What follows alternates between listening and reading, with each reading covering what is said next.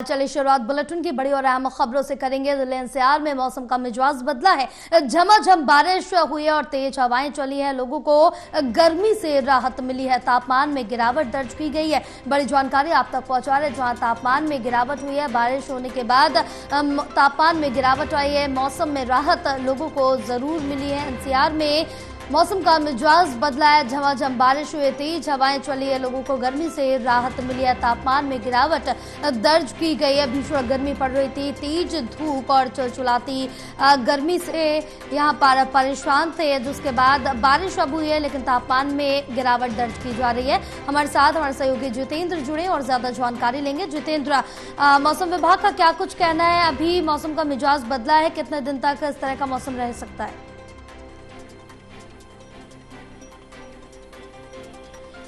जितेंद्र, आप तक आवाज पहुंच रही है हमारी?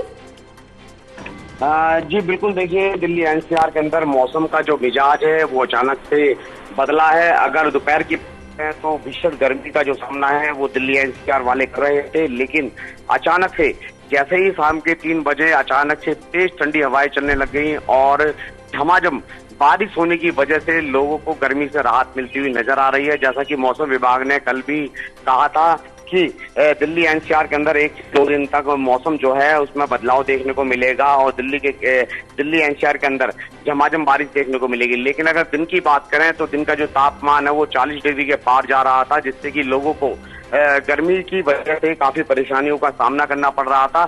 लेकिन अचानक से जैसे ही शाम हुई, यानी कि 3 बजे के आसपास अचानक से मौसम में बदलाव हुआ। जैसा कि कल भी देखा गया था कि कल भी तेज ठंडी हवाएं चली और अचानक से तेज झमाझम बारिश होने लग गई और लोगों को गर्मी से राहत मिली। ऐसा ही देखने को मिला। अचानक से दिल्ली एनसीआर का मौसम का मिजाज बदला और अचानक से तेज ठंडी हवाएं चली और झमाझम बारिश हुई, जिसकी वजह से लोगों को कहीं ना कहीं गर्मी से राहत मिलती हुई नजर आई। अगर मैं मंडी हाउस के आसपास के इलाकों की बात करूं तो तेज ठंडी हवाएं चलने की वजह से पेड़ों की जो टहनियां थी हालांकि टूट के गिरी है, लेकिन किसी के हताहत होने की खबर जो है वो सामने निकल कर नहीं आई है। लेकिन अगर बीते कुछ दिनों पहले की बात करें तो पहले देखा गया था कि जिस तरीके से तेज आंधी तूफान आया था उसकी वजह से कई लोगों की मृत्यु हो गई थी। द्वारका जिले के अंदर पेड़ गिरने की वजह से, घर पर पेड़ गिरने की वजह से एक परिवार के 4 लोगों की मौत हो गई थी। हालांकि एक शख्स गंभीर रूप से घायल और कई गाड़ियां ऐसी थी जो कि क्षतिग्रस्त हो गई थी।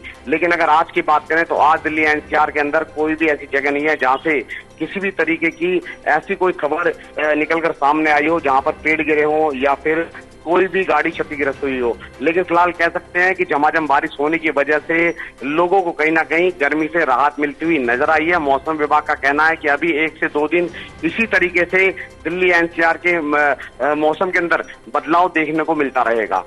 बिल्कुल जितेंद्र, तमाम जानकारी साझा करने के लिए बहुत शुक्रिया आपका।